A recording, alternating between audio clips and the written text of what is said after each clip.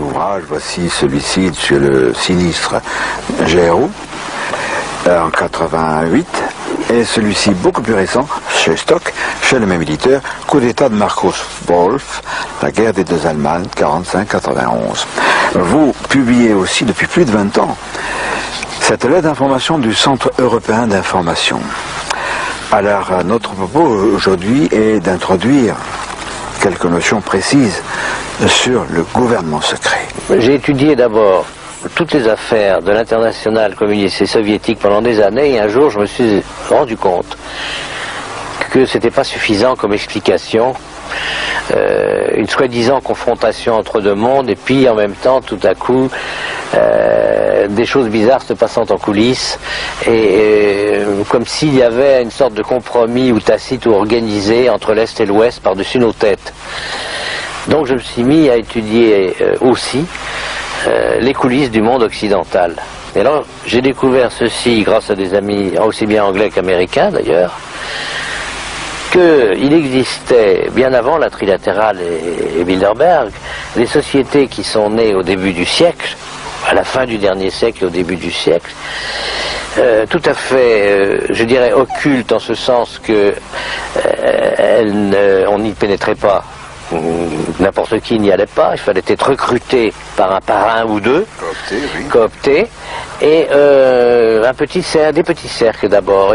Pour résumer cet historique de ce que j'ai découvert sur document, qui existe et que d'autres ont eu après moi ou avec moi et ont publié, mais très partiellement, moi j'ai toute une bibliothèque là-dessus, qu'en gros il s'est passé ceci. Avant la guerre, donc la dernière guerre mondiale, la deuxième guerre mondiale, et entre 1884 et la guerre de 14 et celle de 39-40, des groupes se sont formés comme des petites bulles, des groupes d'initiés, mais tout est parti d'Angleterre et presque immédiatement après des États-Unis. C'est-à-dire sur le thème suivant. Nous qui sommes des professeurs d'université, des intellectuels, en Angleterre il y avait par exemple Bernard Shaw. Il y avait la fille de Marx, une des filles de Marx, Eleanor Marx. Et je dis Eleanor Marx parce que c'est quelque chose qui devrait être connu de tous les historiens, qu'après avoir fondé une société d'une quinzaine ou une vingtaine de professeurs universitaires et intellectuels à Londres, ils ont envoyé en mission Eleanor Marx aux États-Unis pour créer un même groupe avec l'idée suivante. L'ère moderne exige que dans les universités, nous qui sommes professeurs intellectuels, nous avons la parole, nous formons des gens. Eh bien, nous allons les former à notre programme de réorganisation du monde et au lieu de faire la révolution par la rue, qui se termine toujours tragiquement et qui peut nous échapper, nous allons faire la révolution par en haut, c'est-à-dire par les élites. Dans nos universités, nous allons non seulement recruter des professeurs qui vont adopter nos idées, enfin on va les recruter, c'est par la condition qu'ils adoptent nos idées, et ensuite ces professeurs vont former des élèves. Alors il faut voir qu'il y a eu un siècle de travail comme ça. La société de Londres s'appelait la Société Fabienne, britannique, et ne recrutait que petit à petit, sans hâte, parce que c'est ça la différence avec les partis, les mouvements politiques. Il y a toujours l'objectif immédiat, le pouvoir tout de suite, par les élections. Eux, c'était pas ça. C'était le pouvoir dans l'ombre. Comme conseillers, ne cherchons jamais les premières places, mais soyons toujours là, indispensables, parce que nous sommes savants, parce que nous sommes professeurs universitaires spécialisés dans tel et tel domaine. La même chose aux États-Unis. Et c'est de là que sont nés, en gros, la synarchie, ce qu'on a appelé la synarchie, à Vienne, qui a essaimé sur toute l'Europe, puisque c'est en 22 dont je parle pour l'Europe. Or, il ne faut pas oublier qu'autour de Hitler, il y avait des gens affiliés à la synarchie, des gens connus, Otto Abetz, Ernst Hackenbach, de la grande banque qui était dans les grandes banques avec Hermann Haps, qui d'ailleurs ont protégé et récupéré et protégé des banques juives, comme la banque Warburg dont on parle quelquefois. Il y a eu un livre assez connu là-dessus. Un feuilleton. Et un feuilleton à la télévision, mais on oublie de dire tous ces liens secrets qui existaient entre ces gens. Au début, ça paraissait une fantaisie, ce gouvernement occulte. derrière n'importe quel gouvernement. Mais si, les Synarques avaient envoyé des gens à Londres, des gens à Alger, et il y avait des gens à Vichy, et chacun a dédouané les autres après la libération, quoi qu'ils aient fait, et pendant longtemps. Les Anglais et les Américains surveillaient ça de leur côté, et s'occupaient, eux, de détruire l'ordre établi. Alors, il y avait un empire. Parce que c'est là où il faut voir l'évolution de ces sociétés occultes. Au départ, et on le trouve dans le Pax Synarchique dès 1922, puisqu'il a été rédigé en 22, mais seulement découvert au moment de la guerre, la Deuxième Guerre mondiale, il est dit textuellement qu'il faut réorganiser le monde en 5 grands ensembles économiques qui sont, alors il faut se mettre dans le contexte de 22, la Panamérique, la Pan-Europe, non, ils disent la Pan-Eurafrique à ce moment-là, parce que l'Europe avait des projections sur l'Afrique, le Commonwealth britannique, la Pan-Asie, et donc ils dirigeaient le monde en 5 grands ensembles économiques. Alors arrive la guerre, donc ils ont été obligés de réviser au fur et à mesure des bouleversements de 45, 44, 45, un peu leur ordre. C'est-à-dire qu'ils se sont dit, il vaut mieux carrément faire sauter le Commonwealth, qui était intégré complètement à la couronne, mais à condition que l'Empire français, on dit les Anglais, parce qu'il y a beau avoir des coteries, il y a des rivalités à l'intérieur de ces coteries semi-occultes, il faut détruire l'Empire français.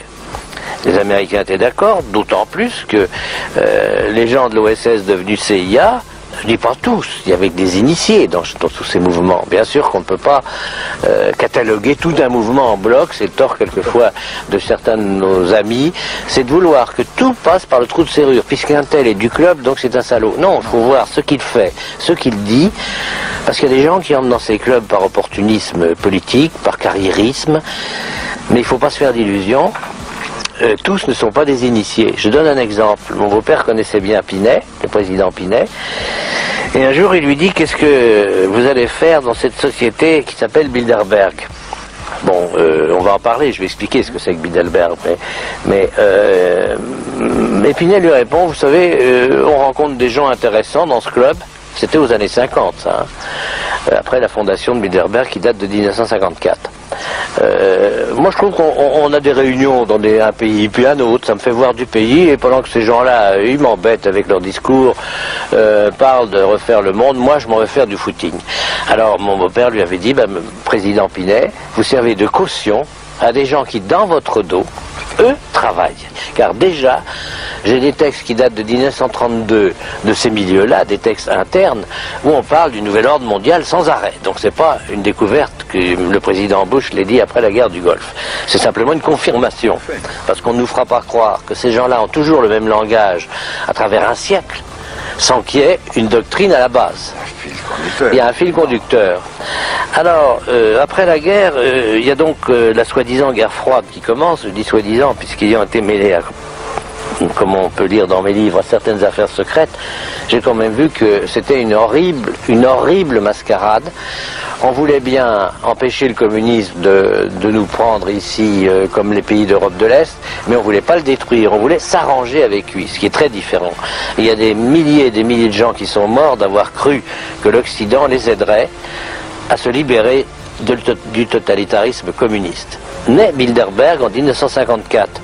Bilderberg est une association euro-américaine, ce qu'on oublie, et pas du tout européenne, euro-américaine, puisque David Rockefeller était à la fondation, Bill Donovan, l'ancien chef de l'OSS, était à la fondation, Allen Dulles, chef des services secrets, était à la fondation, pour ne citer que quelques noms connus. Du côté européen, qui y avait-il derrière Bilderberg? Jean Monnet, et tous les gens de l'équipe qui ont dit il faut faire l'Europe, faire l'Europe, faire l'Europe.